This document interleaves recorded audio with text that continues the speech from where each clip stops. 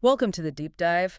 This week, we're taking a look at the really key AI developments globally just from the last couple of days, June 26th and 27th. Consider this your strategic brief. Exactly. Our mission today is distilling these global news items into clear insights for you.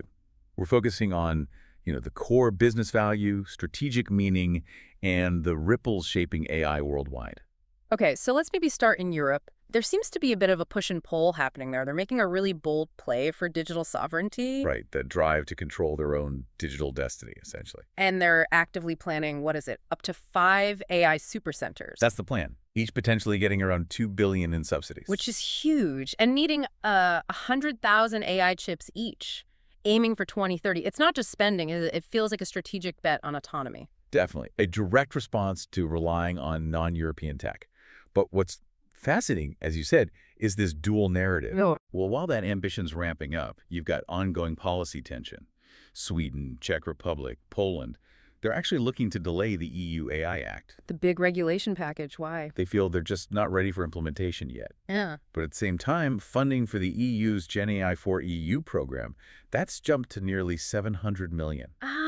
So caution on regulation, but pushing ahead with investment in generative AI for key sectors like manufacturing, health. And energy, exactly. It really highlights that push-pull between being careful with rules and aggressively investing in the tech itself. That is an interesting contrast. So while some EU members pump the brakes on the act, others are accelerating Gen AI funding.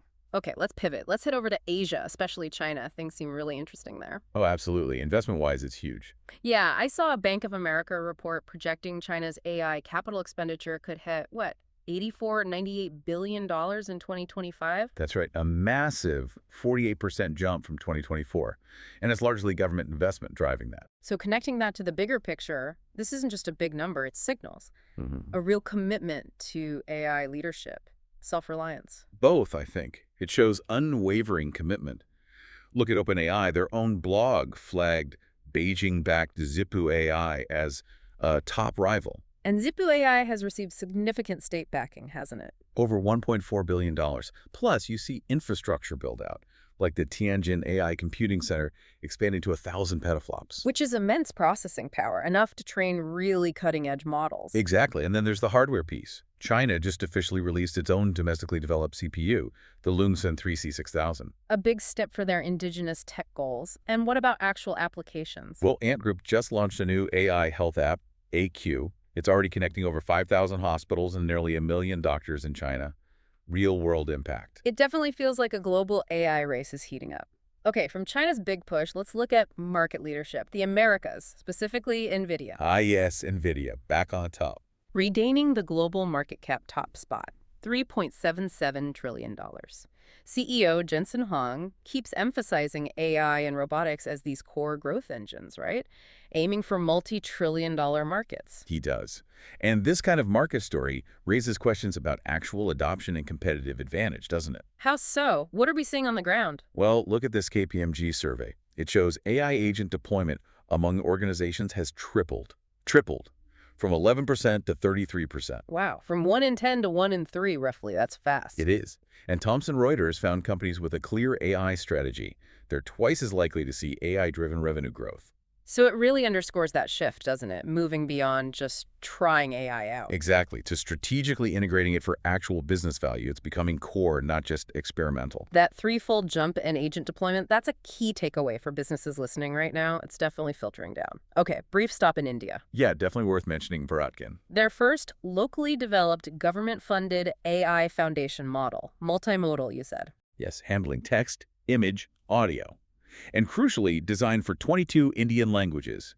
It reflects India's own diversity and cultural context. So initiatives like Bharat Den, and they have the upcoming AI for India Summit too, it's about bridging that gap between the global tech wave and local needs. Precisely. Making AI work practically within their unique ecosystem, building national capability. It's not just about using models developed elsewhere. Makes sense. So bringing it all together, what about the cutting-edge research? What's influencing the next steps in real-world applications? 2 recent papers caught my eye. First, DynaThink.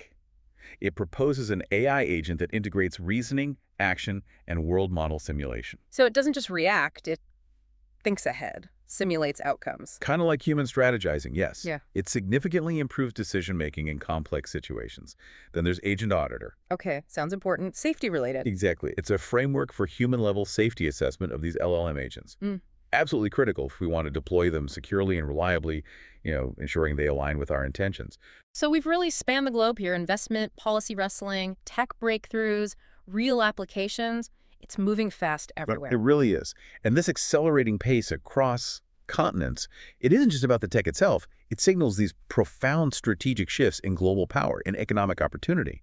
So the question for you is, how will you leverage these insights to navigate and maybe even lead in this interconnected AI future?